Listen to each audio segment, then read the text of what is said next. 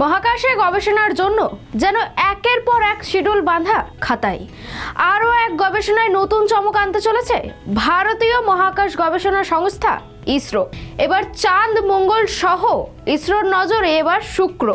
আমরা যে দেখি সকাল সন্ধ্যা পৃথিবীর আকাশে উকি দেওয়া সন্ধ্যা তারা বা শুক তারা, এবার তারই অভিযানে ইসরো। নমস্কার, দেখছেন খবর বাংলা, সঙ্গে রয়েছে বিস্তৃতি বিজ্ঞান ও প্রযুক্তির খবর নিয়ে।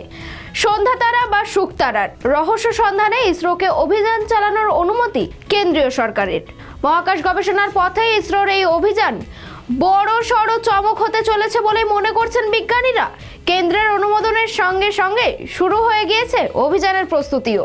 এই অভিযান প্রসঙ্গে ইসরোর ডিরেক্টর নীলেশ দেশাই জানিয়েছেন, শুক্র গ্রহের কক্ষপথ পরিভ্রমণ করতে ইসরোর তরফে শুক্রযান নামের এক অভিযান চালানো হবে।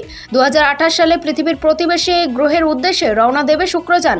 কেন্দ্রীয় সরকারের তরফে ইতিমধ্যে ভেনাস অরবিট মিশনের মাধ্যমে শুক্রয়ান 1কে অনুমোদন দেওয়া হয়েছে।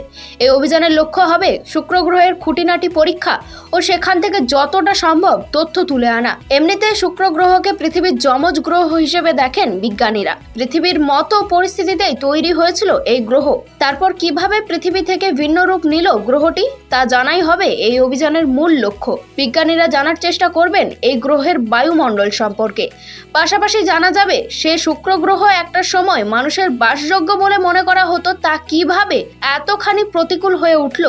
এছাড়া মঙ্গল গ্রহে আরও একটি অভিযান চালাবে ভারতীয় মহাকাশ গবেষণা সংস্থা। এই অভিযানে শুধু মঙ্গল গ্রহের কক্ষপথে উপগ্রহ পাঠানো নয়, মঙ্গলের মাটিতে পা রাখার চেষ্টা চলবে। পাশাপাশি আগামী 2 বছরের মধ্যে গগনযানও লঞ্চ করা হবে, যার মাধ্যমে মহাকাশে মানুষ পাঠানোর পাশাপাশি সেখানে ভারতের নিজস্ব স্টেশন তৈরি হবে এবং মঙ্গলের মাটিতে মানুষ পাঠানোর লক্ষ্যই রয়েছে ইসরোর।